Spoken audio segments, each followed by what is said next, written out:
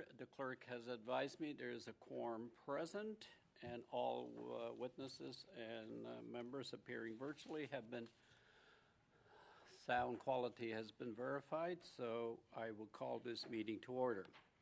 Welcome to meeting number 92 of the House of Commons Standing Committee on Human Resources, Skills, Social Development, and the Status of Persons with Disabilities.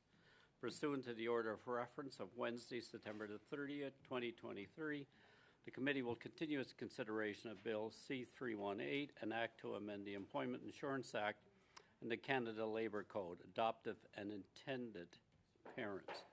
Today's meeting is taking place in a hybrid format pursuant to the standing orders. Members are attending in person in the room and attending virtually, as well as witnesses. I would remind those in the room and those attending virtually, you have the option to choose in the official language of your choice. If there is a disruption in the translation, please get my attention. I will suspend while it's being clarified. For those of you attending virtually, use the globe symbol on the bottom of your surface. Click on it and choose the official language of your choice you wish to participate in. Those attending in the room, please, I would remind you, keep your earpiece away from the microphone for the protection of the interpreters. We have with us today appearing in the room, we have Kathy Murphy, a chairperson and adoptive parent, Child and Youth Permanency Council of Canada. As an individual, Shelley Rottenberg, instructional assistant by a video conference. We will begin the first hour with opening statements from Ms. Rottenberg. Ms. Rottenberg, you have a 5-minute opening statement. Ms. Rottenberg, you may be on mute. Yes. Oh, fine. Can you hear me? Yes. Thank you. Okay, go ahead. Perfect. Thank you. Hello, my name is Shelley Rottenberg, and it's a pleasure to be attending this meeting as a witness today. I'm the Secretary for the Child and Youth Permanency Council of Canada, the Co-President of China's Children International, and the Associate Director for Engagement and Social Media with Asian Adoptees of Canada. I will be speaking based on my lived experience as a transracial international adoptee. I was born in China during the one-child policy and adopted by a single mother to Canada when I was a baby. I support the government providing 15 additional weeks of attachment leave for employment insurance benefits for adoptive parents. If this had been available to my mom when she adopted me, it would have greatly benefited our family. At the time, my mom was not able to take any leave of absence except for the time it took to travel to China. We do not have any extended family who lives close to us, so she had to rely on friends and babysitters to look after me while she worked. Adoptive parents deserve equal access to parental leave benefits. It is especially important for parents who adopt a baby or child from a different country, culture, or racial background, because not only is time needed for the parent or child to bond, but the adoptee needs adequate time to adjust to other new, unique changes in environment, language, customs, etc. Growing up, I was always clear to me what I had gained through adoption. I was very grateful for my mom and sister and for all the opportunities I've had throughout my life. Though often people forget about the circumstances that made adoption necessary. My adoption paperwork says I was abandoned at the front door of a garment factory and then brought to a police station and then the orphanage. Then I was placed in a foster home in China until my mom became my legal guardian and brought me home to Canada. I was labeled a failure to thrive because I was very sick when my mom adopted me, and I had bronchitis and I couldn't keep food down at first. Now that I'm older, when I reflect on my first couple of years of life, I am both in awe and saddened by all the hardships that I went through as an infant. And research shows how important the earliest years of life are in terms of child's development. Therefore, given all of the major life changes that can come with adoption, and considering the potential losses of birth family, culture, and country, it's crucial that parents have plenty of time to support their adopted baby or child in the beginning stages of this journey.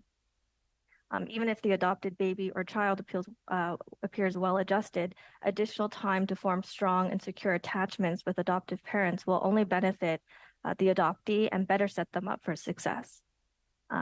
That concludes my statement. Thank you so much to everyone for your time, and At any point, I'm happy to answer questions.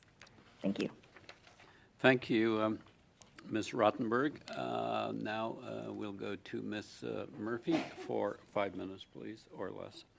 Thank you, Shelley. Well said. Good afternoon. My name is Kathy Murphy, and I'm the chairperson at the Child and Youth Permanency Council of Canada. I have worked in child welfare and social services for just over 35 years and retired in this past year. I've had the true privilege of working with adoptive families, kinship caregivers, and customary caregivers right across Canada. But most importantly today, I am an adoptive parent, and my children, who are now young adults, continue to teach me every day why time to attach is so important for every permanency family in Canada. There was a time not so long ago when our children, my son, now 32, and our daughter, now 27 years of age, joined our family through adoption. Our son lived in the child welfare system, and our daughter was adopted from China. Our family has had experience then with both public adoption and international adoption. Each of our children has their own unique strengths and their own unique challenges. Our son had 6 placements in the child welfare system before he joined our family as a preschooler. We now know that he is living with fetal alcohol spectrum disorder. We had no idea at the time. His experiences in his early life had taught him that the world was not a safe or predictable place, and he had difficulty trusting.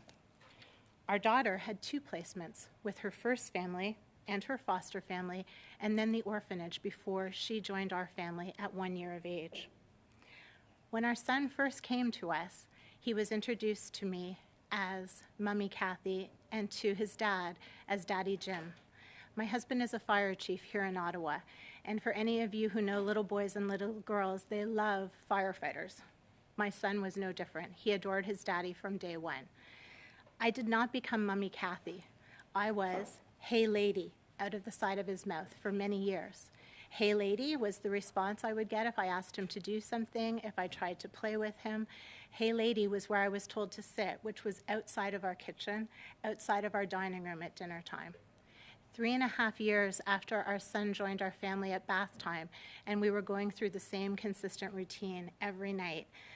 He loved Batman figures and all things that were comic book, and he had them all in the bathtub with him that night. And he looked up and he said, "You're a very, very good mama. Did you know that?" It still breaks my heart to this day because it took him 3.5 years to ever say the words mama. He is now 32 and has lived through some incredible times, as has our family. But what I can tell you is that not for one single moment have I ever regretted that connection or the incredible commitment that comes with adoptive parents. What I know firsthand is what they need to be successful and strong and to be survivors, and what our kids need as well. I have truly had the honor of working with thousands of adoptive families, kinship, which is just extended grandparents, and perhaps aunties and uncles, and customary caregivers, so Indigenous families across Canada.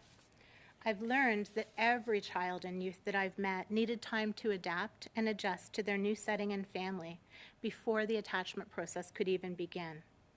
Many children and youth, just like my son, have learned to mistrust. Their worlds were not safe, they were not predictable, and their caregivers let them down time and time again. They formed anxious attachments, or in the case of my son, may have had difficulty forming any attachment at all because of the many caregivers they had in their lives and the developmental trauma that they may have experienced. We can build trust by meeting our children and youth where they're at, by showing up for them over and over and over again, by smiling even when you're called "Hey lady," and by celebrating when 3.5 years later you're finally called mama. Then slowly, very, very slowly, they may begin to realize we are dependable, that we are reliable, and that we might, and I emphasize might, be worthy of their trust. The attachment process begins with trepidation, and guess what? It doesn't ever end. It's tested many, many times over the weeks, months, and years to come, because they learned at a very early age that the world is not a safe place. Every permanency family, whether customary caregiver, kinship caregiver, or adoptive parent has their own very unique circumstances. Some parents will have time to prepare for their child or youth to join their family. Others, it will happen very quickly, actually in the middle of the night or overnight, sometimes without warning, because the circumstances are beyond the child's or youth's control. These families will need resources. They will need support. They will need connection. They will need to know that their government stands with them during some very trying and difficult times. So what is time to attach? Well, it's an additional 15-week attachment leave for customary caregivers, kinship caregivers, and adoptive parents. It's calling upon our Canadian government to treat all families equally and fairly, equitable treatment.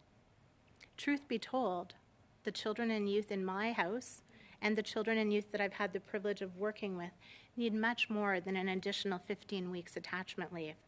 But by delivering on this attachment leave promise, the Government of Canada would be standing up for families who are supporting their children and youth's needs. And this is not insignificant. In Canada, there are approximately 30,000 children and youth living in our child welfare system. And each year, approximately 1,700 of those children and youth find permanency families. Youth are aging out of our child welfare system at an alarming rate. And without permanency, their outcomes are not good. We all need to care about and advocate for the children and youth living in our child welfare system. We also need to acknowledge that more than half of those children and youth are African Canadian and Indigenous. Less than 0.3% of all Canadians have spent time in the child welfare system. Less than 0.3%. But more than 65% of all unhoused Canadians have spent time in the child welfare system. More than 65%. Listen to that again. Less than 0.3% of all Canadians have ever spent time in the child welfare system, but more than 65% of all unhoused Canadians have spent time in the system. We need to raise the age that youth age out of the child welfare system in every province and territory in Canada and lower these statistics. We need to promote and support older child and youth adoptions in Canada and support different forms of permanency. Most children and youth in the system are over 10 years of age now, maybe in a sibling group, and maybe living with visible or invisible special needs. Our son was diagnosed with fetal alcohol spectrum disorder at the age of 12 and required a host of resources that we were more than happy to tap into in order to reach his highest potential. Wrap up? Please. Yes. So today, I'm advocating for time to attach because it matters.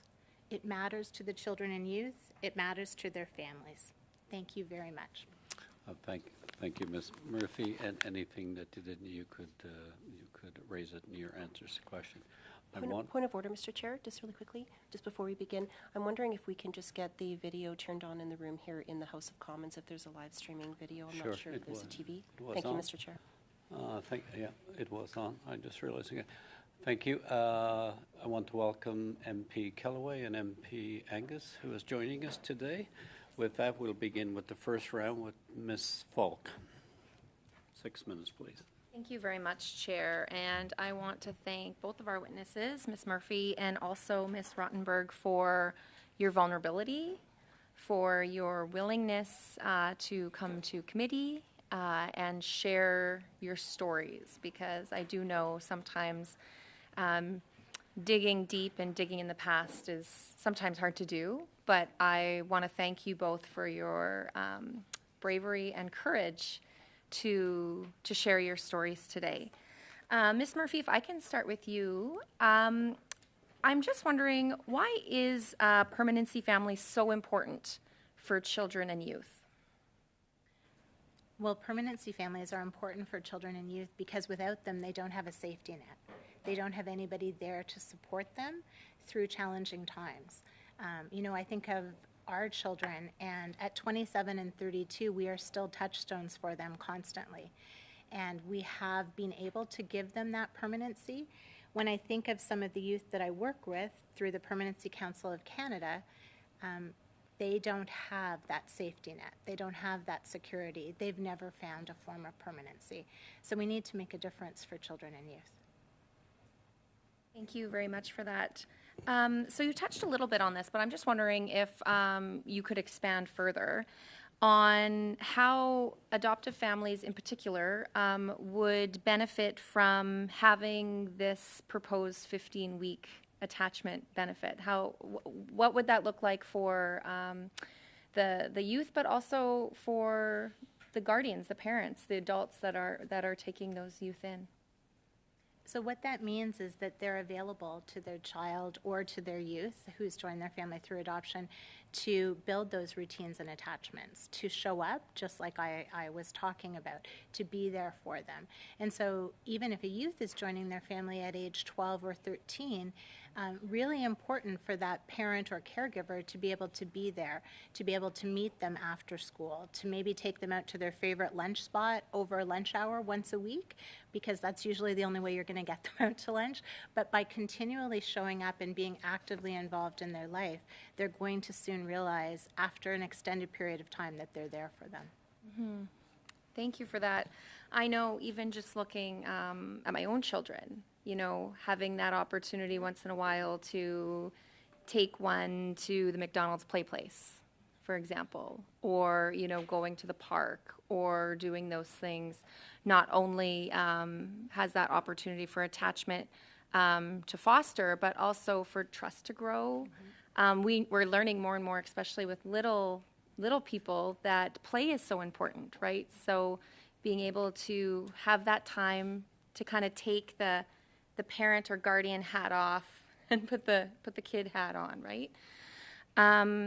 Also, too, even with older kids, too, there's just a whole other slew of pressures that come with middle school and high school and changing.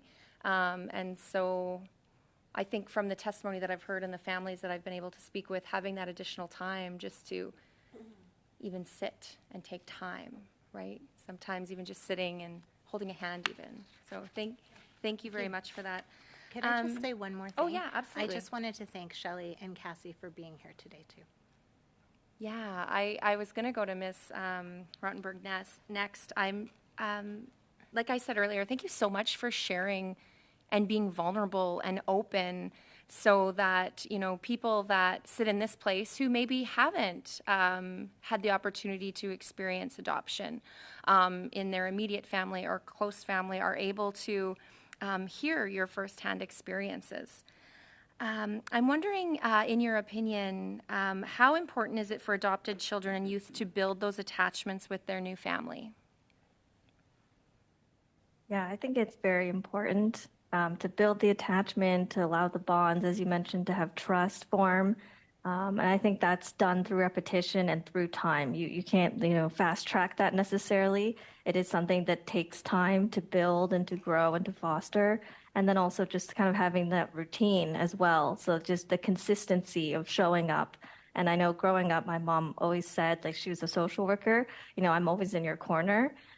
Because that's something she would use, with people that she worked with. And, but she always said that to me, and just knowing that she was kind of my number one cheerleader, that kind of person, just, throughout my whole life. But of course, if there's more time early on where she didn't have to worry about going to work and leaving me with someone else, that would have probably just, sped that process up to grow and build that trust and the bond and having that more secure attachment. Wonderful. Thank you so much. Do you think that for every child it might be a different amount of time that might take for, a healthy, secure attachment to form? Yeah, I think, every child is different. Therefore, they have different stories before they're adopted, and then that might impact kind of that adjustment period, the time that might need to attach. as I mentioned, even if the baby or the child does seem very well adjusted, there's not any like obvious issues or needs, doesn't mean that there aren't ones that are maybe potentially underlying. And also just being proactive by having that time to really show that you are able to support and love and be consistent and show up. I think that could, be very good in terms of not having issues form later on as well. So I think it is different though. Every child is different. And, to give the time for the parent to get to know the child's needs, really listen to them, and then be able to kind of support them in whatever ways might show up and whatever they can do. And if that requires getting additional help from other people, other resources as well. Wonderful. Thank you both so much. For 6 minutes. Yeah, thank you. Thank you very much. Thank you to both of our witnesses. It is, it's always an honor to meet people who are doing good things for children and families. It means a lot to me personally. My whole political career, I've always looked for ways to help children and just level the playing field in many ways. And advocates to me are heroes that go out there and look for ways to just create a better world around us. Ms. Murphy, you said that there were 30,000 young people in care across the country. And was I correct to hear that 1,700 per year are adopted? Is that correct? Well, 1,700 a year are finding some form of permanency, so it may be adoption, there may be kinship caregivers or customary caregivers as well. I would imagine that making the decision to care for a child is a big decision.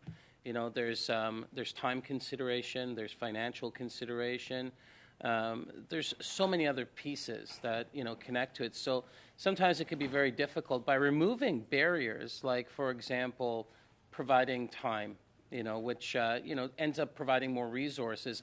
I'm assuming there would be an uptake on potential placements or adoptions or care providing.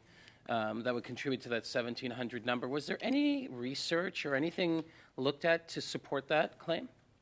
Well, I think there could be an uptake. I think that we also need to provide a great deal more in the way of supports and resources, and you'll probably be hearing from Adopt for Life and the Child and Youth Permanency Council about that too, because this is just the beginning of the journey, right? And for example, in my own family, our family has spent hundreds of $1,000s on therapies and supports and treatment programs for our son just alone, and that is very common in adoptive families. So by the government standing up and agreeing to this 15-week attachment leave, it's the beginning of a journey for us, right? And it's a long journey, and we need a lot of resources and supports. And I'm sure you're aware of that from previous portfolios you've held as well. It's a lot, and I would do it again in a heartbeat, but it is a lot. Yeah, and some of the questions we must be asking today just seem so obvious, like the Captain Obvious, commercials. Is it good to do this it's good for kids. Like we all know this, and this is a process we go through at the House of Commons. But, I see the decision to put in place this type of program I do see it as a new start to building on, right? What are some of the other things, and I know I may be getting ahead of myself, but you kind of opened up a window here. What are some of the other things that, advocates, experts, families are suggesting that are needed in this country as we move forward to build even a better system? Well, definitely many of our children, if not all of them, have experienced some form of developmental trauma. And so finding mental health supports and people experienced with developmental trauma is a challenge right now in Canada. It's definitely a challenge that adoptive families face. And I would like to also shine a spotlight on those children and youth who are not finding permanency families, who are not being adopted. They remain in our system, and we all need to care about them. That is a significant problem here in Canada. And so I think that further advocacy can shine lights on all of those pieces. Yeah. When you go through child protection systems or just, children and youth law in, various provinces, it's sometimes shocking seeing, some of the gaps that exist across the country. I remember in Ontario, like the age of protection was 16, right? We raised it to 18, but I was surprised that, there was a cutoff at 16 in some cases. So we have a lot more work to do. Why do you think, and I know this might be a very hard question to answer, but why do you think laws that are there to protect children are, why is it taken so long to get to this point where, governments across the country, I'm talking about provincial governments, I'm talking about, even municipal bylaws, and why do you think it's taken us so long as a society to get to the point where we're moving in this direction in an accelerated way to make these decisions that are good for families, the right type of decisions that may seem obvious to you and to me, but society as a whole, we're not at that point. What's held us back?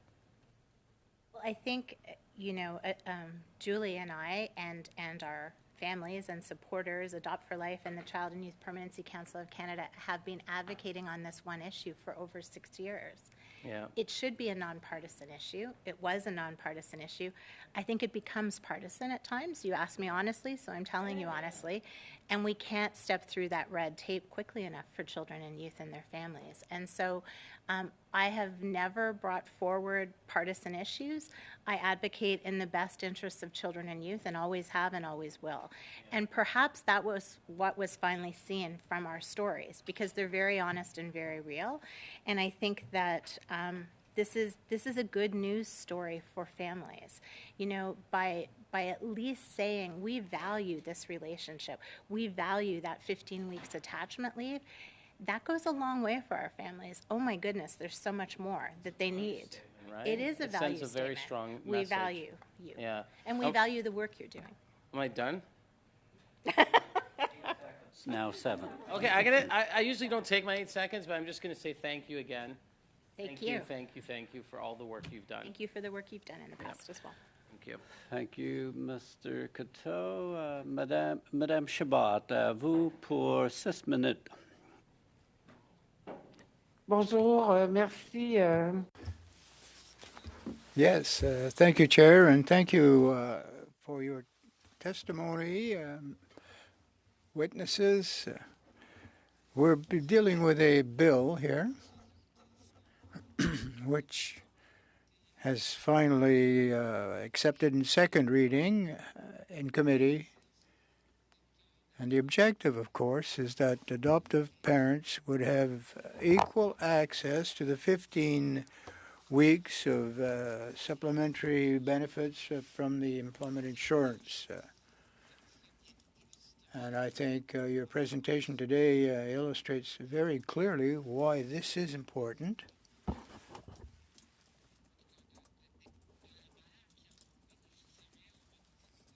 Of course, the benefits, the adoptive mother would have the same benefits as the biological mother. And why would you find this important, Ms. Rotenberg? It's important just to make sure that it, like, as Kathy had mentioned, to have the equal accessible, access for both biological parents and adoptive parents to form the bond and to really have the chance for the adoptee or whether it's baby, child, or older, like an adolescent, to really have that chance to get used to the new environment, whether it's the family or the country or all of those things are very important at whatever age. I was adopted as a baby, but it's very important, whatever age you are. Yeah, sorry, I think that was the question. Oui, c'était bien ça la question parce que... Yes, you understood it quite clearly. Now, I'm not playing politics, but there are commitments that have been made by the federal government to amend and change our employment insurance regime.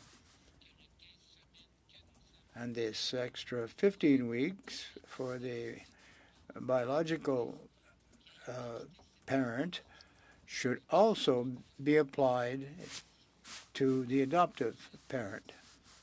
Now, this bill is an opportunity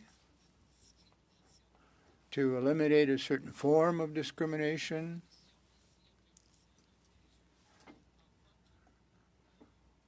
And perhaps this is a personal type of question, but we have to have the presence of the parent in the child's life. And if an individual parent does not have any stable employment, there should still be some means. Adoption is a choice, and I think it's a very noble choice. Did it make a difference to your parents, do you believe? Same witness, Ms. Rottenberg. Yeah, my mom's a single parent, so she adopted me on her own, and she raised me and my younger sister, who's also adopted from China, on her own. And it definitely, there was a lot of hard work that, went into that, being a single parent and, not having some of the benefits that exist today. And additionally, the extra 15 weeks, especially. And so it would make a difference if that, was to be put into place. And I know my mom has said very similar things to what Kathy said. She would do it again. She's in many ways, we've helped and her more than she can, explain. So as much as I am grateful to be a part of the family, I know she's very grateful to have adopted me. And so I think it's such so much good can come out of adoption, and for the government to support that, so that to set it up for success, so that adoptees can succeed, adoptive parents can succeed, the whole family unit. Just if the right supports exist, it's in terms of the employment benefits, to have that leave, then that just further allows for success of the whole family, all of the individuals involved. And for that bond to form, and for them to kind of grow up, have those secure attachments, and have strong bonds and relationships with not only their family members, but with other individuals as well. So it really is so multifaceted. So yeah, thank you. Merci à vous. Madame Murphy. Thank you. Ms. Murphy. I have a question here. This bill, of course, specifies for 15 weeks, and as of the arrival of the adopted child.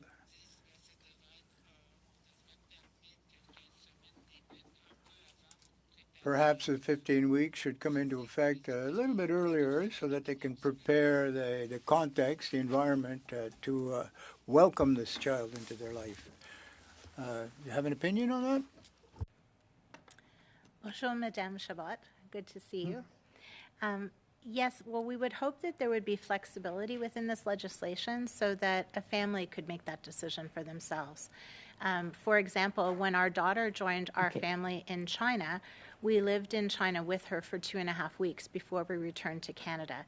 And we started the leave the day that she came into our care, even though we weren't back in Canada yet. For a family who would like to have time to prepare, definitely that could be part of this legislation. There are some families who will have no time to prepare. So I think flexibility within the legislation is important to meet individual family needs. Merci, Madame. Merci, Madame Chabot. Merci beaucoup. Mr. Angus for 6 minutes, please. I think we are pretty much in agreement on the importance of this.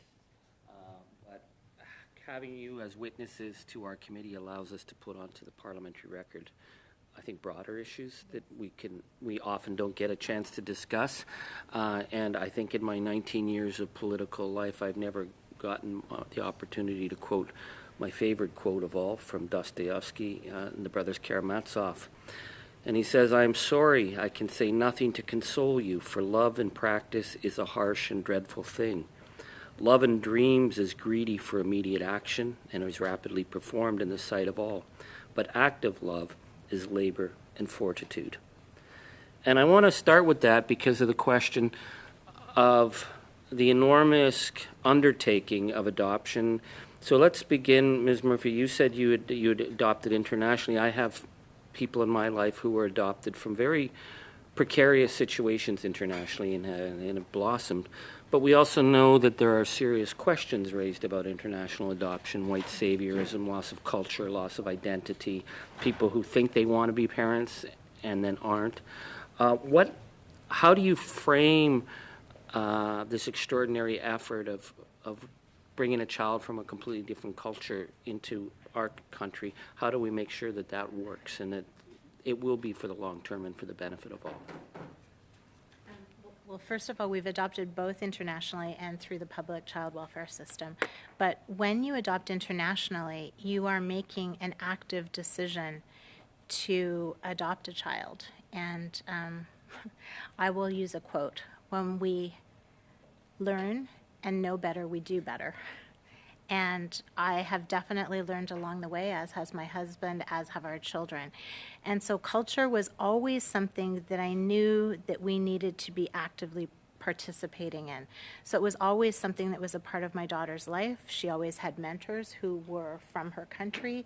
Our family went to language classes. We've been back to China several times with her, and she's now 27 and has been back on her own. I wish I could tell you that every family who adopts internationally does that. They don't, and not every family has the resources to do that. But it should be harder for us as adoptive parents, quite frankly, if it's going to be easier for our kids. And I think that's the best way to summarize it. Ms. Rottenberg, what is your experience and what lessons could you offer? Yeah, I think adopting from a different country, there's a lot more work that does need to be done to kind of overcome those barriers of, there's a difference maybe in sometimes language and culture and just everything, even like ethnicity and race and kind of the experiences that the child might go through that, parents might not be able to relate to or understand or prepare them for. And I know that, when I was adopted, I don't think there was as many resources or maybe training or just, especially now online, there's so many things that are available, and just even learning from experiences of, previous generations who've been through some things. But I do think it's getting better, and there's so much opportunity to continue investing into those resources. And I know a lot of resources are adoptee-led now, adoptees who grow up and speak about their experiences, and, adoptive parents who are willing and able to learn and listen. And then, that's going to have great positive ripple effects on kind of younger generations of adoptees. And just that's very, comforting to know that that's the direction that we're moving in. Thank you. Ms. Murphy, you're the Child and Youth Permanency Council of Canada chairperson, and you mentioned the 30,000 who are in child welfare. I represent the region of Treaty 9, and child welfare is a very dark word in our region. We have lost so many beautiful children to a system that it didn't seem like those children mattered. I think of Courtney Scott, 16 years old, taken with her sister from Fort Albany, died in some fire in some house in Orleans, like 2,000 kilometers from her family. And we lost our child advocate in Ontario. Doug Ford fired Erwin Ellman. And we are so concerned in our region about children being taken out. So you've talked about kinship and customary care. How do you see that we make sure that the children who have to be taken from maybe their parents because of drugs or violence or other problems are still able to be cared for in the kind of loving cultural support that they are entitled to and our society must insist on? Well, first, families are important. And I was part with our son of one of the first open adoptions in Ontario. As I said, he's now 32. First family is very important as long as safety issues can be addressed. And when we look at Indigenous culture, we need to look at self-governance. I think that the child welfare system for Indigenous culture is the next residential school of our time. I am disgusted by what I have seen in the child welfare system. And at the Child and Youth Permanency Council of Canada, we have an Indigenous advisory board, and there are youth on that board, and they definitely direct us, and it should be those voices that are directing us. Thank you very much for that. I would say that the Highway of Tears and the prison system and everything else that we see broken, it goes back to children who were put in that system, children who did not get the family support, and then children who aged out without the support. If we can address that, we can transform lives. Yeah, thank you.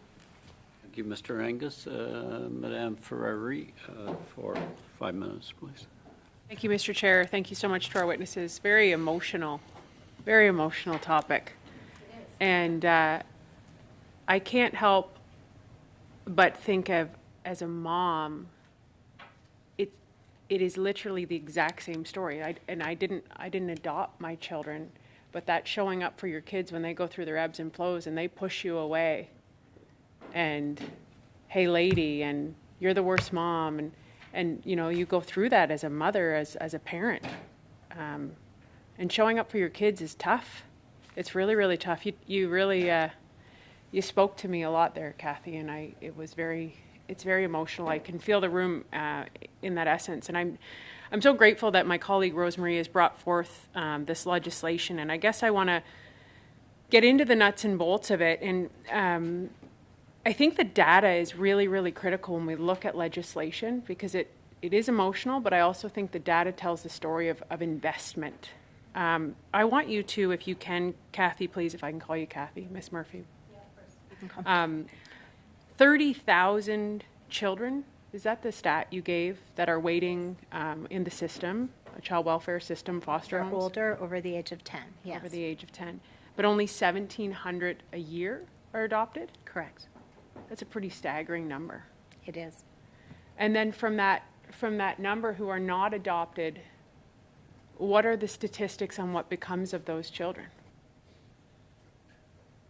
Well, the statistics on aging out are not great by any stretch, and I alluded to some of those statistics around homelessness. The Child and Youth Permanency Council of Canada did an aging out report with WAGE for 4 years, and we did a national report, and all of the numbers are there. Erwin Ellman has also been an incredible advocate with us and continues to advocate, even though he no longer has an official role. I think we really need to look at what we're doing in this country and how we are supporting our most vulnerable. And if our children and youth age out, the outcomes are not pretty. You can go to downtown Ottawa, and those are the children and youth that you're seeing on the street. Their mental health is there, unhoused youth are there. It's not pretty. It's a real reality, and I think, you only solve a problem when you acknowledge the truth of the problem. And so this is a long time issue, but I think we've come a long way in what we talk about in terms of adoption. And I think about the forced adoptions that many women went through, during my mother's time, right? These 16-year-old women, were sent to a home and forced to give their babies up for adoption and never to talk about it again. The trauma of that mother living her life and that child never knowing who she was.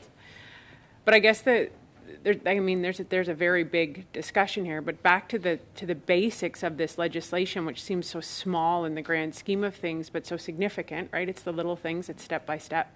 So this would provide an extra 15 weeks that has never really been considered. I think on top of the legislation of it actually changing how long parents can attach to their children, do you think the value of this legislation is also sending a message that adoptive and intended parents share equity in parenting? Do you think there's a value in that, in this legislation? Yes, I definitely do. And I think that all families should be treated equally in Canada. I think it sends a very clear message. Thank you. Shelley, I don't know how much time I have, Mr. Chair. 1 minute. To you, Shelley, your testimony is very, very powerful. And I have friends who have very similar stories to yours. And to share that, I love how you eloquently said of sadness and awe of what you endured as an infant. I guess what I would ask you is maybe to elaborate more, if you will, on what your mom would like to share about this legislation, what your mom thinks of this legislation.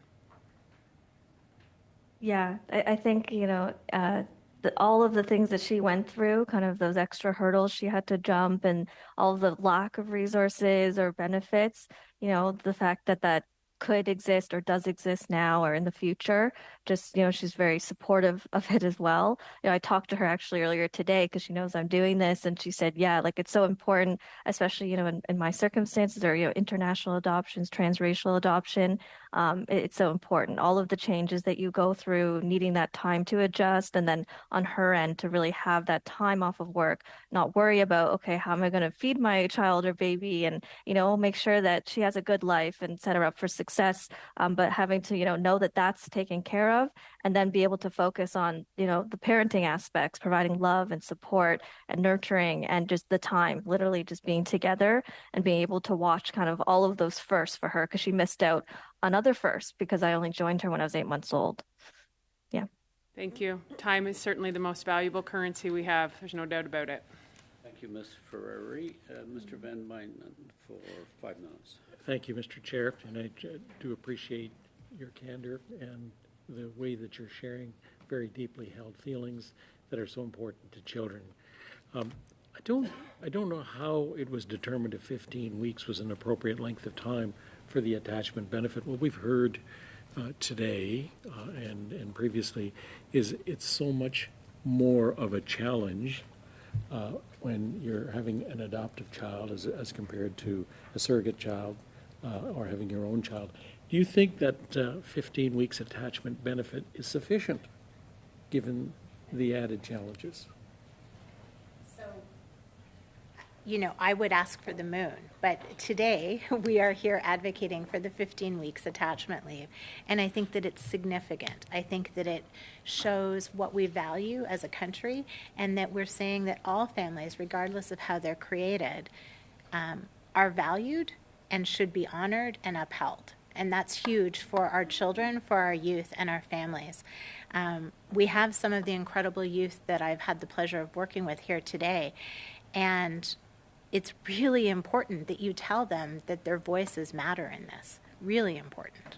So yes, it's important. Okay. Shelley, would you like to add to that?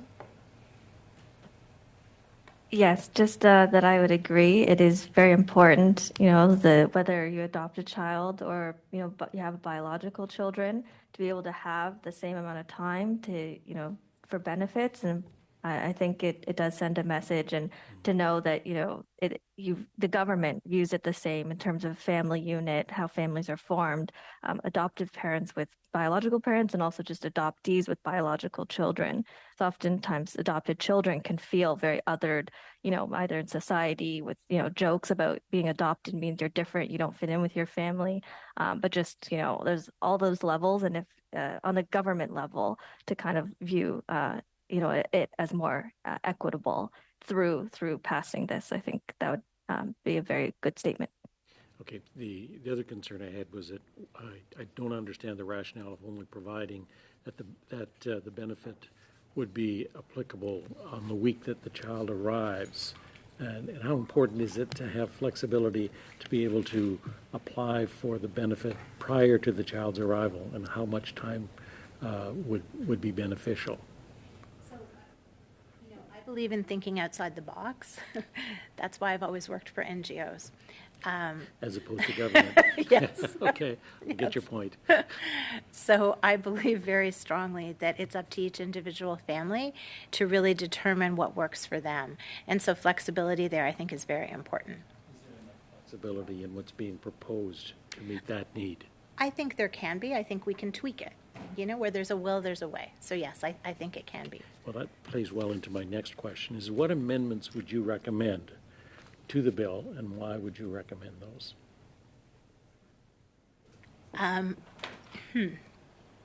Well, I did allude in my statement that kinship caregivers and customary caregivers should be included in this legislation. It's important. It recognizes the role that grandparents and aunts and uncles play as kin. It's very important that we have customary caregivers included in this legislation, and the role that they play. We have worked very closely with some customary caregivers who may have taken over care of nieces and nephews, and they haven't even taken any leave. Many weren't even aware that leave was available to them. these things are really important. You know, they're doing such important work, and they're allowing a child to not only stay in their community, but to keep their culture, their language.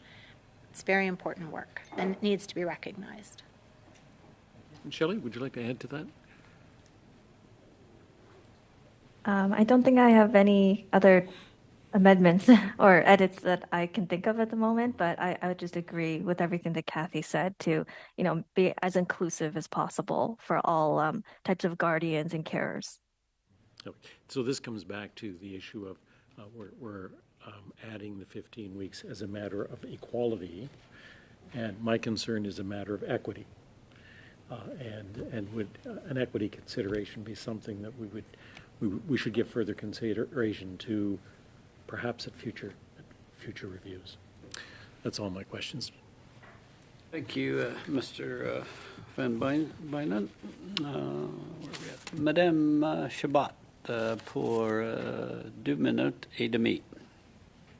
Oui, merci. Thank you, Chair.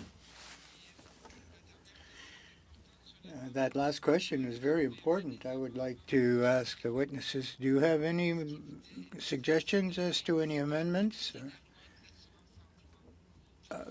The Employment Insurance Act, of course, and to coordinate these or synchronize them with maternity leaves. They already exist at 35-week set point. And this 15 weeks would supplement. And the law has to agree also with the Canada Labour Code. Would you have any additions to make, or it doesn't apply, of course, to anyone but the mother herself, not her support services.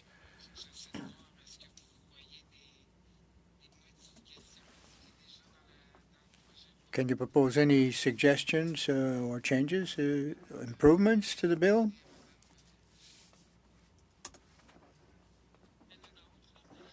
I'd like to have an answer from either or both of the witnesses. An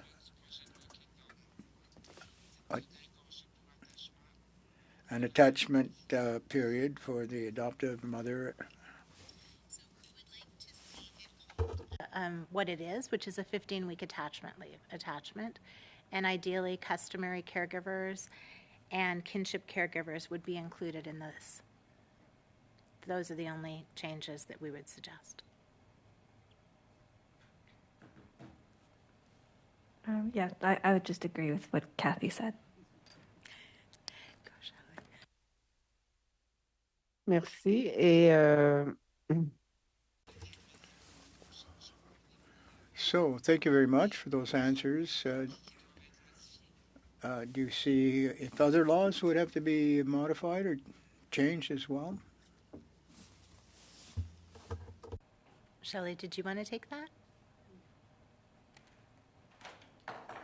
I'm not sure if I know about the other laws that might be impacted or might need to be changed as much. But I think if it would benefit, families or children or parents, that should definitely be considered to make changes that would, push us forward in the direction of being able to support and help parents with, parenting and, meeting children's needs. Merci, Madame Chabot. Mr. Angus, for 2.5 minutes, please. Thank you, Chair. I'm very pleased and interested, Ms. Murphy, in your statement of the need for the amendment on kinship and customary care. We know that Bill C-92 has devolved the role for establishing child welfare codes to First Nation Inuit communities. It is so important. In communities I represent, we have the Kukums, the grandmothers who are raising children. We have cousins who are raising children. We have neighbors who are raising children, and they are raising them with love. but they are often never recognized, and we fight like hell to get them the child tax benefits because we have to prove it again and again. And these are very natural ways that children are being brought into safe environments when they are in unsafe environments or at risk, or the parents are not in a position to look after the children. And in one of the communities I was in, they said, we aren't going to take the children out of the homes, we're going to take the parents out of the homes. The children should have safe homes. If the parents are the ones causing problems, we'll take them out and we'll look after them in their home. So how important it is from your work and what you've seen and the experience that you've said with your council to frame language around the recognition of those family realities for protecting and building loving homes for children. I think it's very important. We talk about permanency families, and so adoptive families are included in that, kinship caregivers are included in that, customary caregivers are included in that, and youth who have aged out of the system may call it family by choice. And so they may actually find support networks and connections within their community as they become young adults because they haven't been able to find a form of permanency. So we would like to support all of that, and I think that within Indigenous communities, the customary caregiving is especially important, as you already alluded to. Right. And just finally, it's been 11 years since Irwin Elman's report that 25 is the new 21. Yes. And we have young people basically in the streets of Ottawa and other cities out at 18 without support. They think there's supposed to be support, but how Irwin Elman framed it, that we need for those who are coming out of the system, that there's an extra level of support. I know that's not the nature of this legislation, but how important do you think it is recognizing that 25 is the new 21? It's very important. And, you know, we're talking about federal legislation. And so youth are aging out at different ages in every province and territory, Quebec being one of the youngest ages that youth are aging out. And it's very significant what's happening to them. And the fact that we do not have a national database in Canada that's even tracking what happens to youth after they age out is horrifying to me. That has never been established here. Thank you.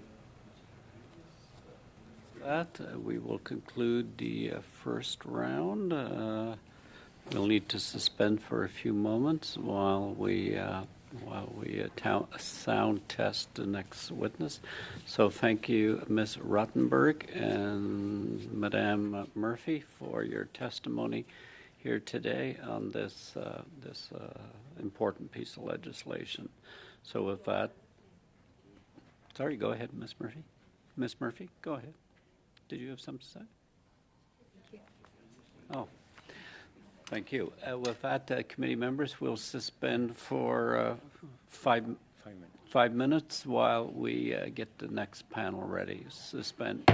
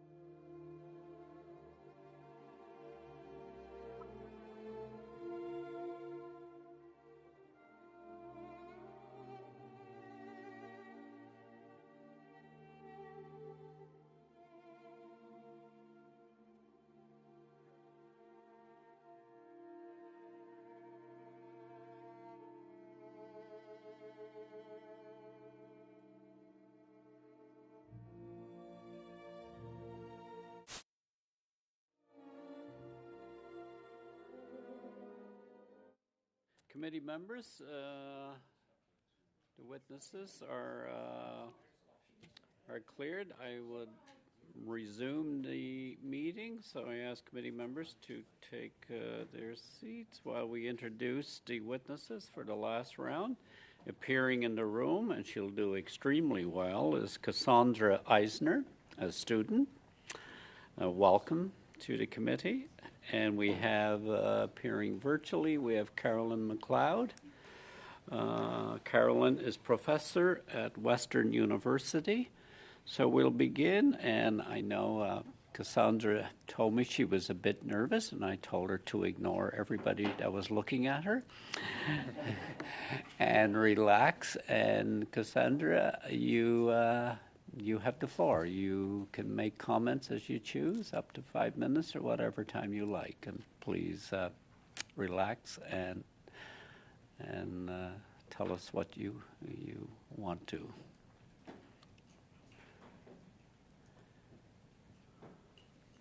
My name is Cassandra Eisner, and I am 23 years old. I was placed in the foster care system in New Brunswick at the age of 9 and found my forever family at the age of 11. I am a lived expert from the child welfare system. Over the years, I have been a strong advocate for youth in care and adoptive families through volunteer work with the New Brunswick Adoption Foundation, the New Brunswick Youth in Care Network, Pride Panels, which, if you're unfamiliar with Pride Panels, it's training for future permanency families and supports, and I am currently a director on the board of the Child and Youth Permanency Council of Canada.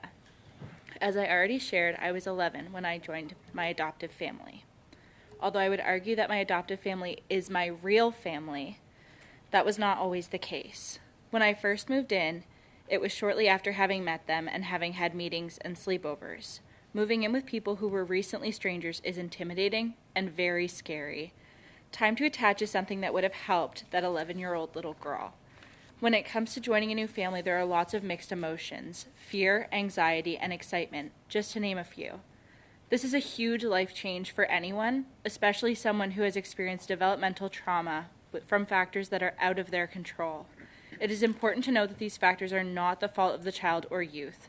Due to these unfortunate circumstances and experiences, it can be very difficult to attach and to build a trusting relationship with new people, especially caregivers. The extra time for attachment given in these situations is important to be able to build stronger and healthier relationships, allowing for more time to heal and build trust in these new situations. I am here today from New Brunswick to tell you that Time to Attach is a very important campaign and is something that would benefit many youth and children who are coming in or who are already in the system and are in need of permanent support systems. Thank you for your time and consideration on something that is very near and dear to my heart. Thank you, Ms. Eisner. You did it very well, and I'm sure you will do fine in the questioning period. But before we get to that, we'll now hear from Carolyn McLeod, a professor from Western University. Thank you. My name is Carolyn McLeod. As was said, I'm professor of philosophy at Western University. I'm pleased to be able to speak to the Standing Committee on the value of the sorts of benefits laid out in Bill C-318. Relevant credentials that I have are that I'm the lead author of a report you may have seen that's called Time to Attach, an argument in favor of EI attachment benefits. I'm an adoptive parent of 2 children who came to us at ages 3 and 6. I was the founding chair of the board of directors for Adopt for Life.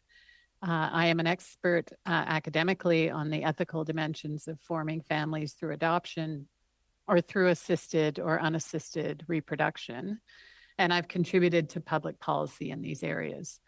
I was recently recognized for this work by the Royal Society of Canada, for which I'm now a fellow. So my brief comments will center on the Time to Attach report, which discusses the need for attachment benefits. We argue in favor of having these benefits for the sake of children who find permanency through adoption or kin or customary care. So unlike Bill C-318, we do not touch on surrogacy, which is not to say that our argument could not be extended to children born of surrogacy. I won't comment one way or another on that issue. Rather, I just want to summarize our main argument that children in adoptive, kin, or customary care families need more time to attach. So among those families, we're focused on those that provide permanency to children and so obtain permanent legal custody of their children. And many of these families do legally adopt their children, but some don't, and some who do adopt them don't identify as adoptive families. Regardless, for simplicity, we use the language of adoption to refer to all of them, and we acknowledge how imperfect that language is. So just to summarize our main argument, I'm going to read here from the executive summary. The Time to Attach report highlights a problem in Canada's system of parental leave benefits, which is that it fails to recognize the unique challenges that tend to accompany an adoption. Consider that adoptive parents are now eligible only for what the government calls parental benefits, whereas biological parents are eligible for parental benefits plus maternity benefits. The purpose of maternity benefits is to respond to the special challenges that accompany pregnancy and birth, but there are no comparable benefits for adoptive parents, none that respond to needs that are unique to their families compared to biological ones. So what the system does then is treat adoption as though it's parenting minus pregnancy and birth. On this view, there's nothing special about adoption. It's like any other form of parenting, except that it didn't begin with a pregnancy and birth. But claims like that about adoption are patently false. Our report advocates for the introduction of attachment benefits for adoptive parents, and our main argument in favor of those benefits proceeds this way.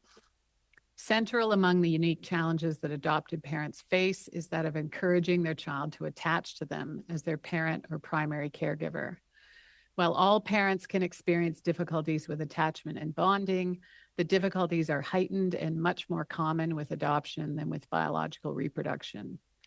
That's true even when the adoptive parents have a kinship relationship to the child, because children tend to lack the kind of attachment that we're focused on with kin who are not their biological parents.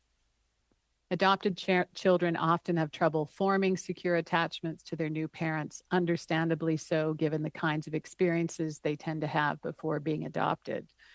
So relevant experiences include the loss or disruption of their connection to birth parents, maltreatment by parents or caregivers, and multiple placements from foster care. The result is often an insecure pattern of attachment, as it's called in the psychology literature. And this condition affects not only one's ability to form attachments with others, but also one's overall social, emotional, and cognitive development.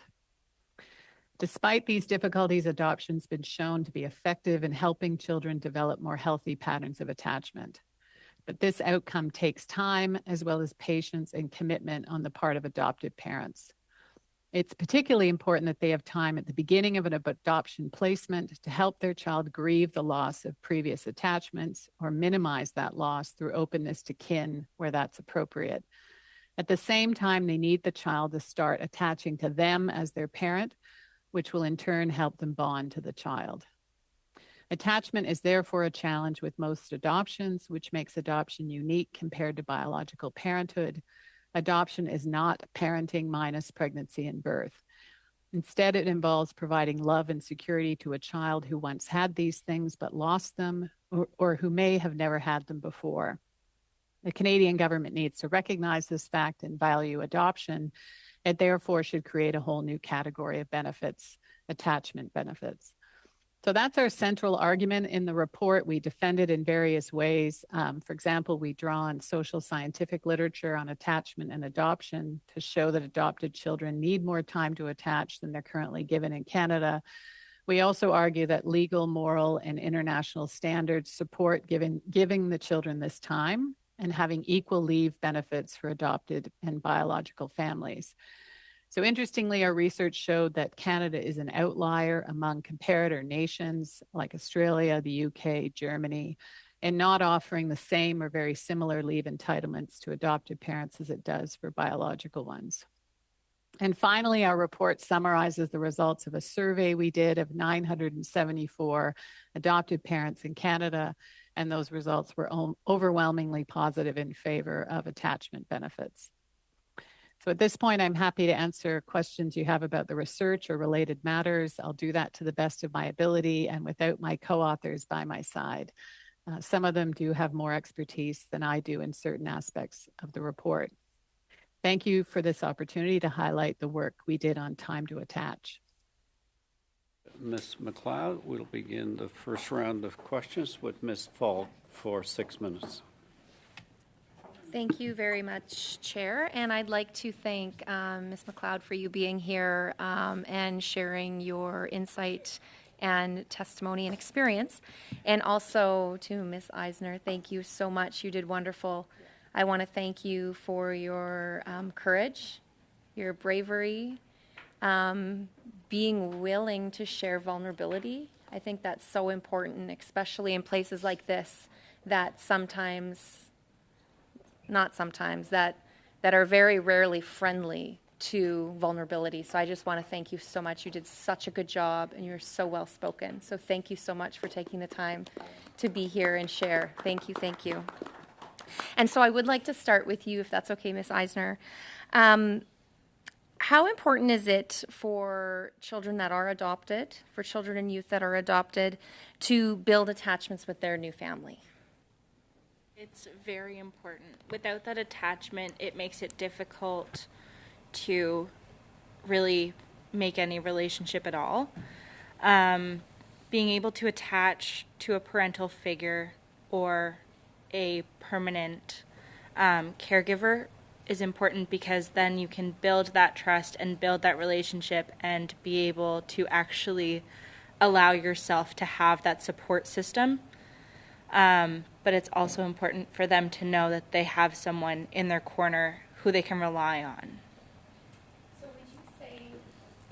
So would you say in your own experience, having that attachment to the permanent caregiver or the parent was, and once you formed that secure, healthy attachment, did you find that your other relationships, maybe with friends or teachers or others, were healthier or maybe easier to attach?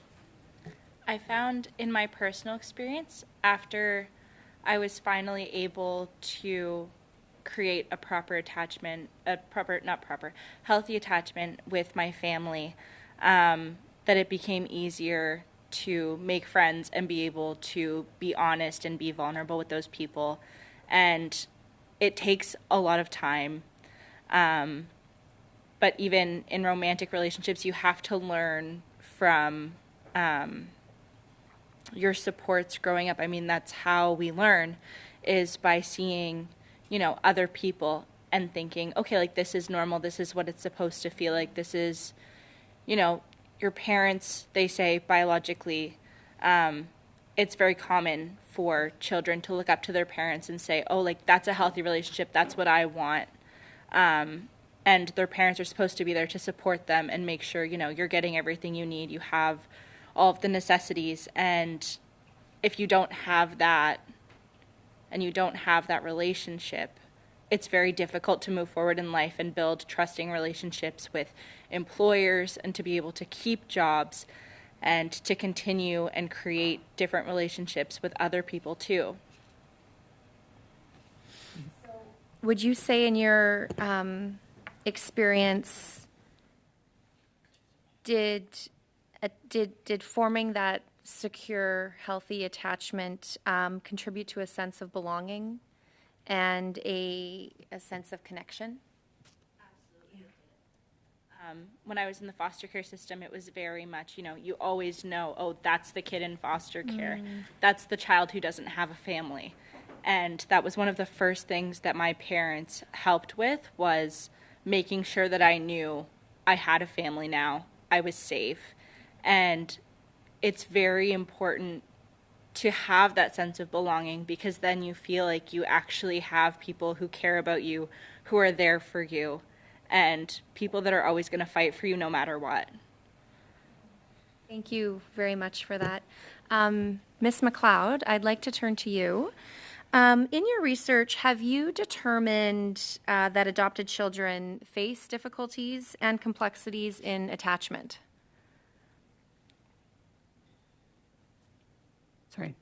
Definitely, yeah. So that part of our report, touches on the special difficulties that children, who were in care face when it comes to attaching to their new parents. There are definitely heightened challenges there, and that comes from having previous attachments disrupted. And just like Cassandra said, I mean, everything she said is borne out in the literature in terms of the difficulty and in terms of the importance of having that attachment to a caregiver. Complexities. I know you said disruption in attachment, but are there other items that might contribute to that? Other items that might contribute to the attachment difficulties? The difficulties in attachment. Yeah. I mean, the disruption of the attachment, but also just previous, I mentioned in the summary, previous just maltreatment by attachment figures. So you don't have an attachment figure who is encouraging that secure kind of attachment style, as it's called in psychology, encouraging the proper way, the healthy way to attach to another human being. So that kind of maltreatment certainly can contribute to, because of that, a child entering adoption, especially an older child like one of mine, they may have already developed a kind of insecure or unhealthy attachment style. So, as a parent, you need to work to try to, turn that around. All right. So it's not like you're starting with just no attachment, right? Or no healthy attachment. You're starting with unhealthy attachment in a lot of cases. Right. So, I mean, that's part of the challenge. Right. And, one thing we say, sorry, you go ahead, Rosemary. My time is up, so I just wanted to thank both of you for again being here and just being vulnerable and sharing with us. Thank you so much. Thank you, Ms. Falk. Mr. Fragas-Catos for 6 minutes. Thank you, Chair. Thank you to both of you for being here today. Professor McLeod, it seemed like you wanted to finish a point there and might have run out of time. Did you want to continue? Yeah. Well, I just wanted to mention, I mean, we highlight in our report the special challenge of attachment with adoption, but there are added challenges on top of that. So you've got to factor those in. So many, adopted children, there'll be some openness with kin, and you navigate those relationships with biological family. So you're doing that on top of trying to turn an unhealthy attachment style around. Your child also may have certain disabilities. Many children in care do have disabilities. So on top of dealing with that challenge of adoption, there are usually added challenges as well. The challenge of attachment, sorry. Yeah. No, thank you very much. I wanted to begin with you, if I could, and ask you about where Canada compares, assuming this proposal of the government goes through, which I'm sure it will. And Ms. Falk deserves credit for helping to put it on the table to begin with, along with many other MPs across the House. But assuming we move in this direction, where would we compare, let's say, in the G7 or the G20, or use any comparison you wish, and any comparison that can be reasonable? Are there other examples that come to mind? Most countries, even outside of the G7 and even the G20, provide equal leave benefits. So Canada really is an outlier. That was one of the most sort of astounding things that we discovered through the research, was just how unusual it is not to provide equal leave benefits. So that's something that we highlight. We have a chart in the report, and we do highlight what we call comparator nations. So Australia, the UK, Germany, Sweden, Denmark. We don't have the US there because they just have such poor leave benefits generally. It's not really worth comparing ourselves to them on this issue. But yeah, it's quite shocking actually how unequal our benefits are and how equal other countries' benefits are. Thank you for that. I'm going to read into the record a summary of the report that you and your colleagues worked on. It says as follows: the study found that the child welfare system is in, quote, a state of crisis with too many children flowing into the system. There are also not enough children or youth being placed in permanent, safe, or loving homes. It's something we heard in testimony presented by Ms. Murphy earlier today. My question is a simple one, but I think it's fundamental to the discussion. What can government do to help this issue, help to ensure that children are placed in safe and loving homes? I think it's a responsibility that extends beyond the federal government. Certainly the provinces would have a large role here, and I know it's a very big general question, but I can't help but ask it. I mean, I think there are various different, I'm not an expert in these, measures that have been taken, but I think there are ones that have, been put forward in response to the crisis, for example, of so many Indigenous children in care in Canada. Mr. Angus mentioned sort of methods of dealing with, cases where families might lose their children with the current system we have, creating alternatives that might allow for children to remain and providing, education and support for their parents so that families don't get disrupted in the first place. That, is not going to work, obviously, in every situation. There's always going to be a need for adoption, I think, and for placing children, in permanent arrangements. And, I can speak from my own experience. We actually adopted our children internationally after just failing with the domestic system. And if I had known more about that system, as much as I learned after becoming more involved in, policy in this area, I think I would have been better sort of situated, and I probably would have maybe succeeded with a domestic adoption. So part of it is, parents just don't, or potential parents here are not given enough information. There's not enough support for them to succeed in that system. So those are just a couple of suggestions. Yeah. Well, thank you very much.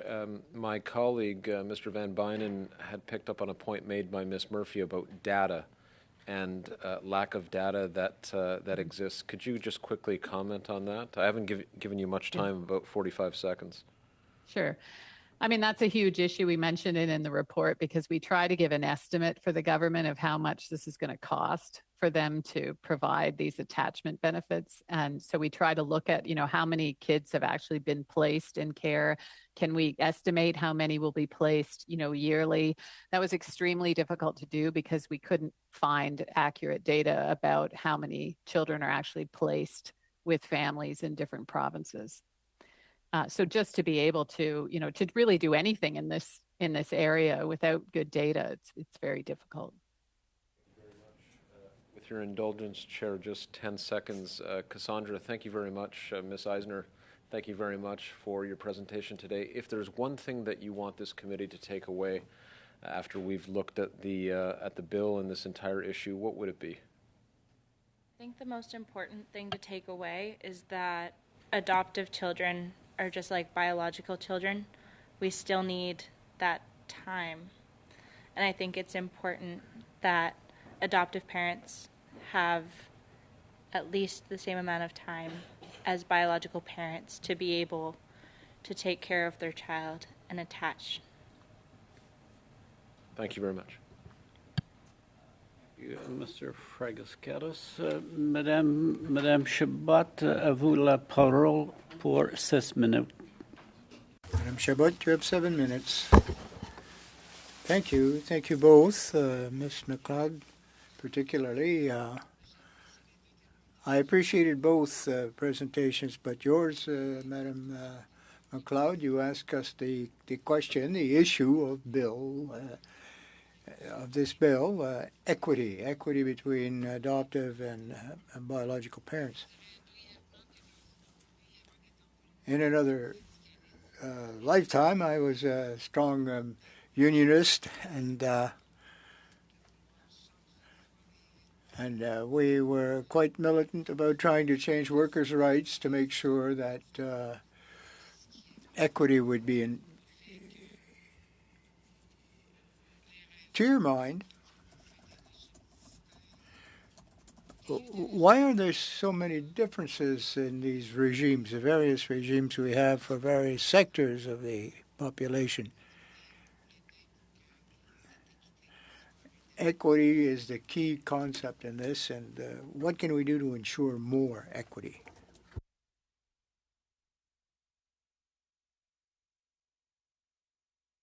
Yeah, I mean, I do think equity is very important here. I think, adding these benefits signals that we value, as others have said, that we value these families and we're committed to treating them equally.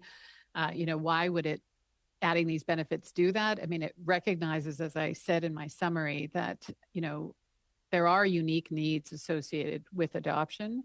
Equity doesn't necessarily involve treating everyone the same. It involves recognizing that, groups can have unique needs, and we need to recognize, the needs associated with adoptive families, kin and customary care. I think this sort of bill does that.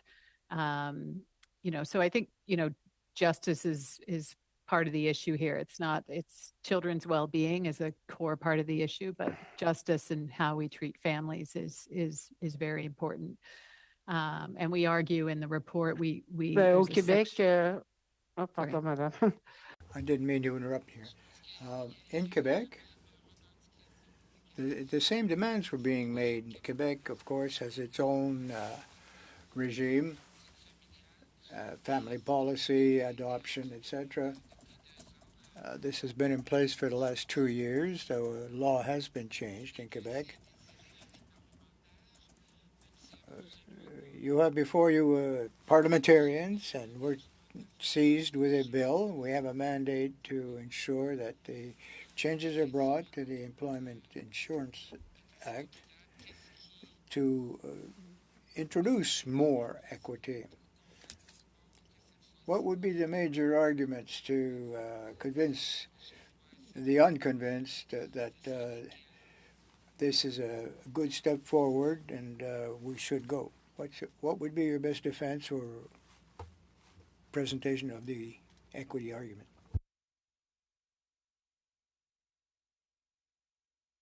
So I think, as I mentioned, I think if we stick with what we have now, where adoptive parents only qualify for parental benefits and don't qualify for those added maternity benefits, and so get less leave, we're not, recognizing the unique challenges involved with adoption, and we're really not valuing and understanding, that way of forming families. Which I think is really significant because, there's already there's a normalization of, using assisted reproduction, for example, when people, can't have children the old-fashioned way.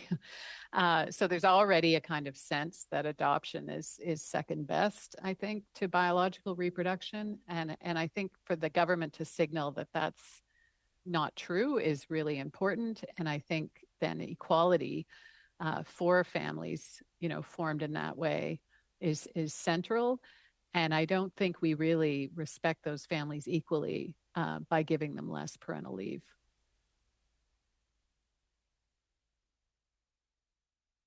Dernière question, parce que... Final question. We're looking at possible amendments here to the bill. That this attachment period of 15 weeks should begin when the child arrives in that family. But perhaps there should be more flexibility so that they could use some of this 15 weeks prior to the arrival of the new family member. Would you agree with that? C'est préférable. Or would it be preferable to keep it from the arrival of the child, when the child is present in the new home? Yeah, I think there should be more flexibility around that point. That was one thing that I highlighted the most in the bill. It does conflict with our report where we recommend more flexibility, that parents should be able to start the leave before the expected date of arrival of the child. to prepare for their arrival and basically leave it up to the parents' judgment to decide how much time they need to do that. Getting the sort of supports in place that they'll need in order to care for the child. They'll have some understanding of what those supports are, or they should.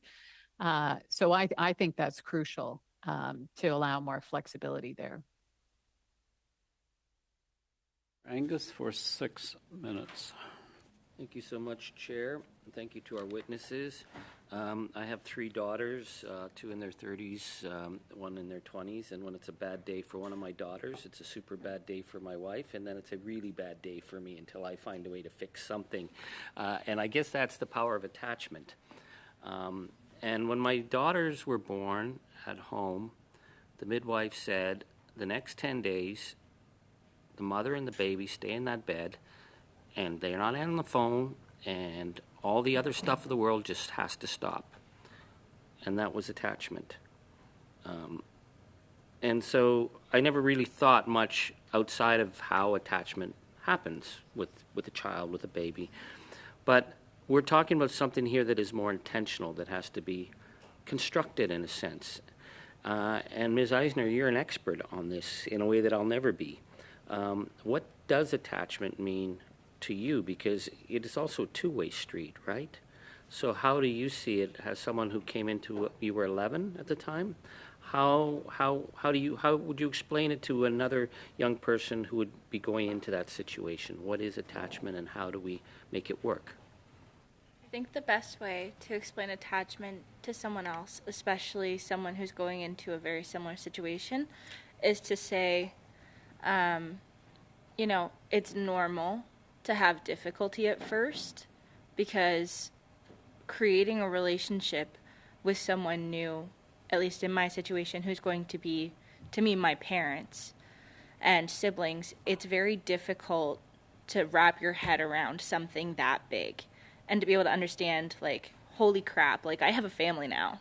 So to be able to even just have time to process that is important.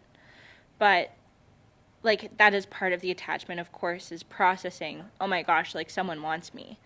But then to be able to build that relationship and realize, like, hey, like, these people care about me, and building that trust and being able to care back and being able to build that love and that relationship. And it goes with any kinship situation. It could be a family friend that, you consider family. It's the same thing. If your parents were to bring in a friend and they said, hey, like, this is our really close friend, and you build a relationship with that person, and maybe, you get close with them, it's the same idea, but instead of having it be someone who's like family, they become family. You called your family your real family, which they are your real family, correct? Yes. And so when you're meeting other young people, you're an advocate.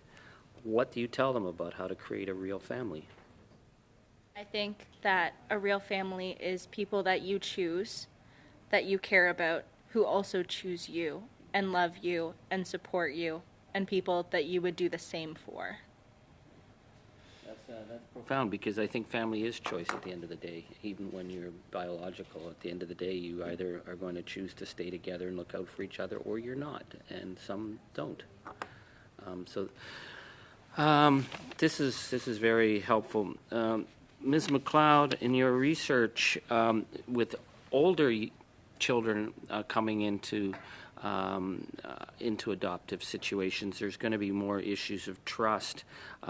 What recommendations do you make in order to make sure that attachment bond provides the confidence that's required so that they can grow in a loving environment?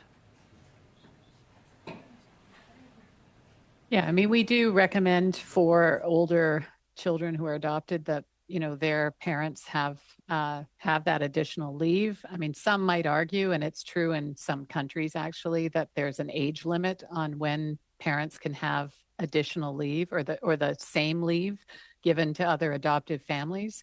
So I think the presumption there, well, this child is in school all day, so the parents don't necessarily need the leave. But as we say in the report, it's equally important whether the child's 15 or whether they're 3, that the parents have the leave, that the kids are going to go to school for part of that time. The parents might choose to homeschool them, which for a certain period of time might be a good solution to deal with the attachment issue. But even if they go to school, being there for them in the morning, being there for them at lunchtime, if they can come home for lunch, being there when they get off school, all of that is important. As much contact as you can have to encourage that attachment to happen. You're not going to solve all attachment problems within a year of a leave, but as our report says, there's evidence to show that significant improvement can happen within that first year. And that's true regardless of the age of the child. So it's important to have that leave. I mean, my second son, he was adopted at age 6. I don't think he fully attached to me until probably about a year ago. And he's now 13, but certainly having the time with him at the beginning was crucial to get that process off the ground and get it working well. Thank you very much. 9 seconds left. I'll use it in the next round. Oh, thank you, Mr. Angus. Mr. Aitchison for 5 minutes. Thank you, Mr. Chair, and thank you both, and Cassandra, thank you. You're incredibly courageous to be here and tell your story. It's amazing. It's moving for us. I feel a little odd, though, that we're talking about this particular piece of legislation. This as I absorb what I'm hearing and what I'm feeling, I think to myself, 15 weeks of leave for time to attach seems like such a no-brainer. Like it feels a little dumb that we're talking about this, to be honest, right? Like, how is it possible that we're talking about this? And so and as Ms. Murphy was speaking earlier, she made a comment about I could ask for the moon, but didn't, because the time didn't necessarily permit. And I'm not sure if you're allowed to speak anymore, Mr. Chair. Maybe he would be permitted of that. But I would ask you all, I guess, if you were to ask for the moon. I mean, when I heard the numbers of the number of children in the child welfare system, the number that actually get adopted, you were 9 by the time you were adopted. How old were you? 11. You were 11. Sorry, my apologies. And I think to myself, well, what could we do to increase the number of people who wanted to adopt, that made it possible for them to adopt, that could provide that permanence, that connection. And I think about this in terms of the moral imperative that I think it behooves us as Canadians in one of the most affluent societies in the history of the world to protect children. But I think about it in an economic context too, because when you think about 65% of persons who are unhoused have been in the child welfare system, there's a pretty direct correlation to that lack of attachment, to the lack of connection, to the lack of the power of love, to being unable to love. So I just think this is a no-brainer. We just got to get this done and hurry up and get it done. But what would you do? Well, if you were to say, Scott Aitchison, wave your magic wand and just fix this, give me some ideas, because I think that's what we should be fighting for. Well, if you had your magic wand with you today, I would say that we need at least to have equal parental rights when it comes to leave. I know that it depends on the child and it depends on the situation. Some children develop and attach much faster than others do. In my case, it took me 4 years to fully attach to my family and be able to tell them everything and be honest and realize, like, okay, they're not going anywhere. And that's a long time.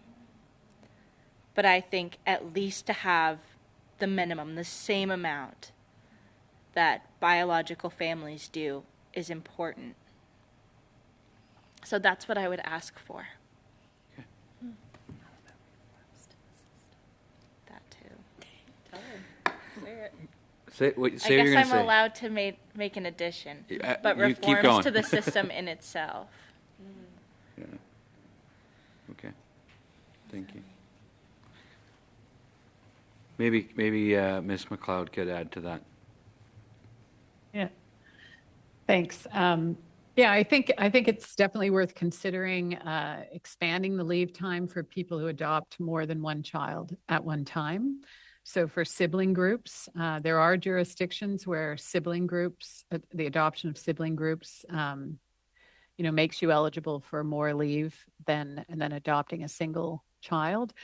I also think it's important for, and this would help probably encourage more people to adopt and also adopt children who have special challenges, maybe physical or cognitive challenges, to ensure that there's some funding for the supports that the parents need post-adoption. Because, they don't necessarily, that support doesn't necessarily have to come in the form of leave from work, but just support for helping that child along the way. And, as I said, there can be added challenges beyond attachment to adoption, and some of them can be expensive. And so, providing some support in that way, and also just ensuring that those supports are really available to the people who adopt, because some of them really struggle to find them. Thank you very much. Collins for 5 minutes. Thanks, Mr. Chairman, and thanks to the witnesses who are in attendance here today. I'm going to follow up on some of the questions that were just asked in terms of the, when I look back at the history of benefits that have been provided to parents way back in the year 1971, when I was born, my mother would have received 15 weeks of maternity benefits in that year. And as we look through the 90s and into the 2000s, we witnessed the introduction of parental benefits, and so provided to both parents, and then the extension of the weeks that were provided, and here we are today. And it's been a long journey if you look back at the history in terms of the benefits that have been provided. And if I refer to Madame Chabot's reference to unions, all of these gains have been made by people pushing government, unions specifically through their collective bargaining processes, fighting for additional benefits. And so it's been a real collective effort. And both Ms. Eisner and Professor McLeod are a big part of that today, as has been recognized by other committee members. And it's been quite a journey and a long journey. I guess some of the questions I would have along those lines is in terms of what the gap is right now between where Canada is, and Professor McLeod talked about Canada being an outlier. What's the gap right now in terms of the gold standard in terms of benefits that have been provided? I think you just referenced a couple in your last answer, and where we're at now. It almost seems like a given, as was referenced, that we're going to pass this, and it's just a matter of in what shape or form. My question would be, how do we change the narrative and the legislation to ensure that we're not an outlier on a go-forward basis?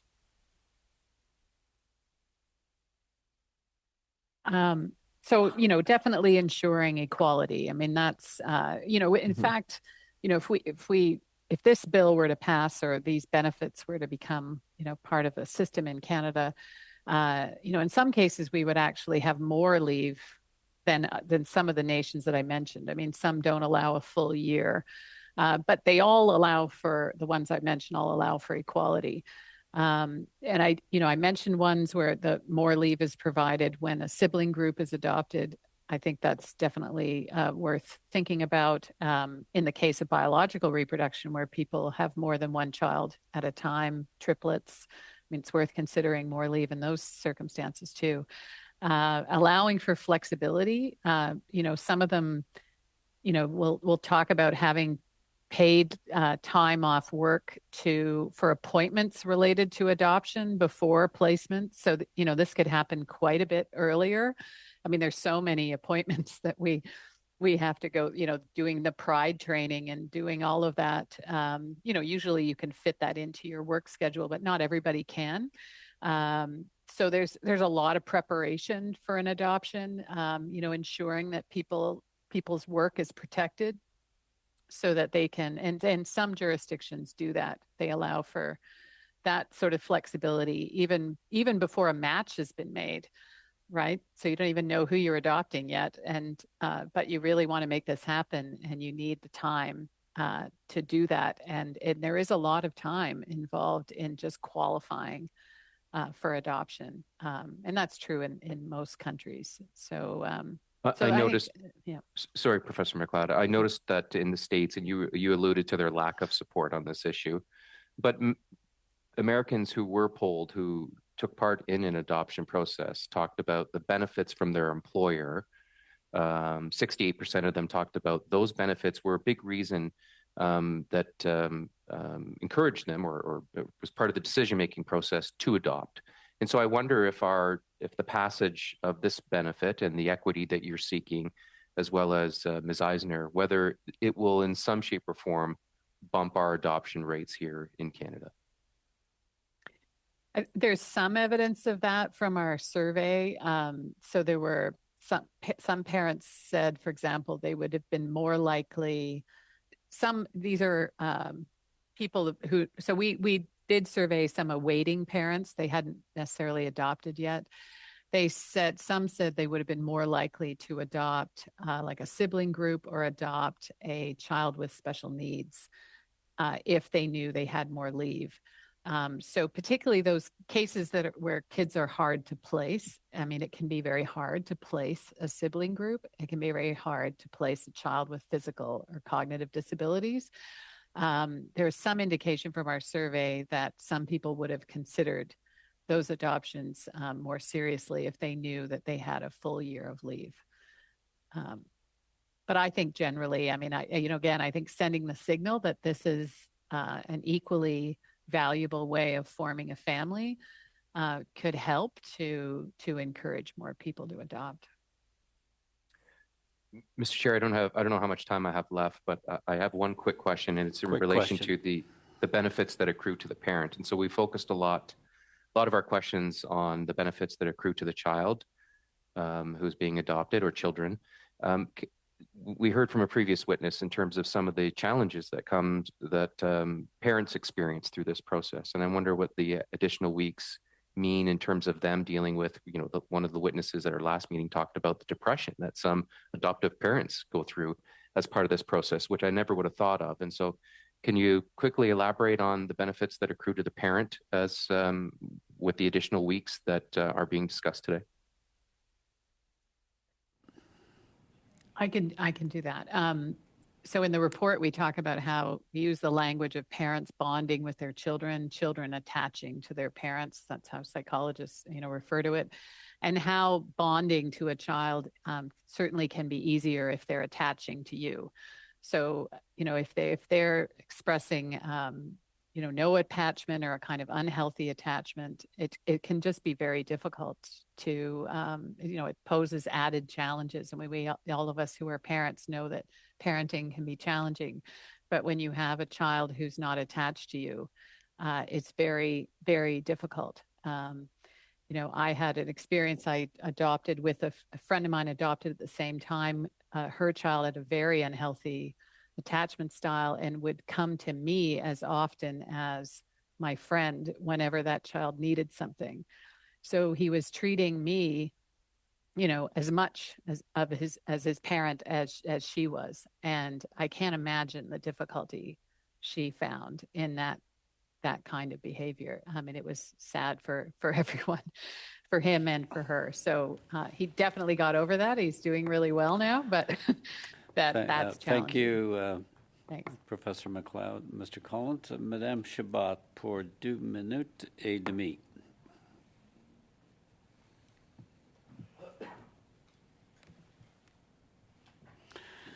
Madame Pardon? Chabot. Hey, ça fait longtemps que ça m'est pas arrivé de mettre. Je suis aussi souvent virtuel. Okay, I'm not used to wearing a headset. I'm not often in the virtual mode. Well, my colleagues have already asked several questions, how we might improve the situation, and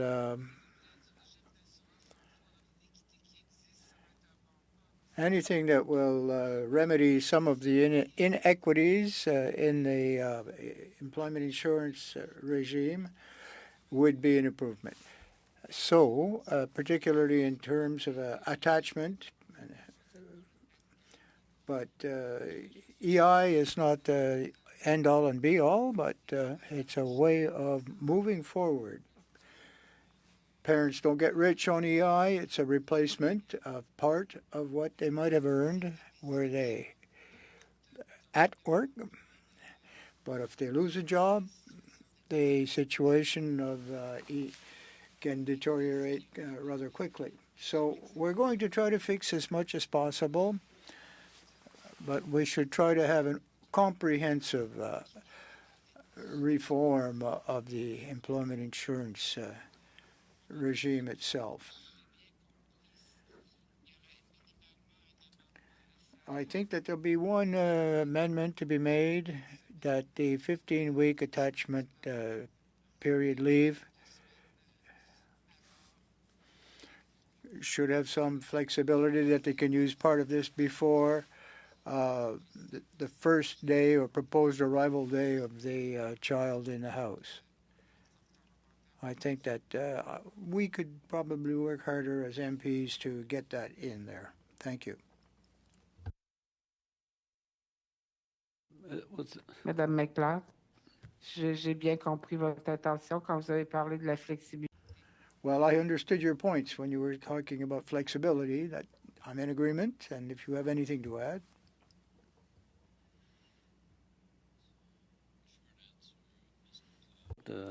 If you choose. Ça a été long, Monsieur le Président, hein, avant le délai entre ma... I think there was quite a time lag there between my question and perhaps an expected answer.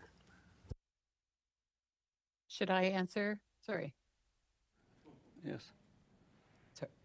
I mean, I would just add a point made by Kathy Murphy earlier. I definitely agree that kin and customary care caregivers should be included in being eligible for attachment benefits. Ms. McLeod, Mr. Angus to conclude with 2.5 minutes. Thank you, Chair. I do have a fair amount of experience on the Indigenous front, and it is often a dark story, but there are some extraordinary young people that we've seen. But I live in a little working class town, so we got to know most of the kids. And one of my concerns I always felt was that children who were in the foster care system, it was almost as if there was a mark that wasn't stated, that when they needed extra help at school, well, you know, if they got in trouble, well, what the police, well, you know, they didn't have that love that they needed. And I've known some of these young people and seen them grow up, and I was in a youth group with some of them, and some of them they're extraordinary, but that need to have someone in your corner. Ms. Eisner, if you don't mind, I don't want to pry, but you speak with a lot of young people. For the older children in the system, how important is it to know that, you know, when something happens at school, when something happens, that someone's there, that an adult is going to be there to have their back and to tell them that they're loved and they're, you know what, don't worry about it. It's just another day at school. You're going to be amazing. Like that extra bit of support. And I'm not saying it's not there with foster parents, but that's my general impression from the kids that I knew growing up. I think from my personal experience and the stories that I've heard from others, I would agree with you 150%. I mean, it is so obvious that when there is an issue, the kid in care is always the first one to either get blamed or it's an excuse.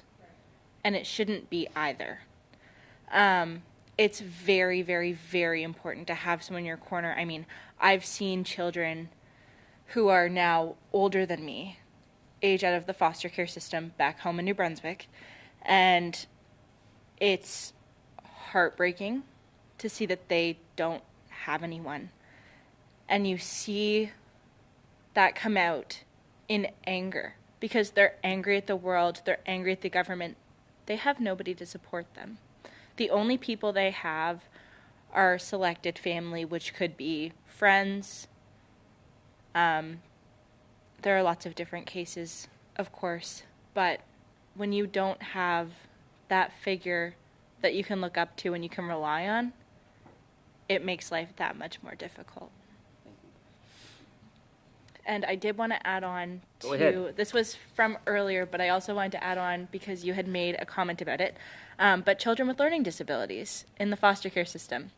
I myself was incorrectly diagnosed with ADHD, I believe, at the age of 10, and I was medicated. I was not tested for a learning disability until I was in the 10th grade. That was when we had realized I did not have a learning disability by any means. It was just that I needed a little bit of extra time because I have test anxiety, which is very normal among a lot of people. It's not uncommon. So to be able to have that testing before just assuming is very important. And the fact that the government doesn't cover it. That's the reason, I'm sure, that they don't test you when you're in care. They just say, oh, give them the medication. Well, does that work? I don't think it does. Yeah. Thank you for that. Thank you so much. And Ms. Eisner, you spoke to me that you were very nervous at first, and you were unsure if you could present. I want to commend you on being very poised and very assertive and very clear. And then, yeah. Yes, you're certainly a role model for a lot of people. Thank you for taking the time and appearing here and being so personal and open about your experience for this committee. So thank you, Professor McLeod. With that, committee members, we will adjourn today's meeting. Adjourn.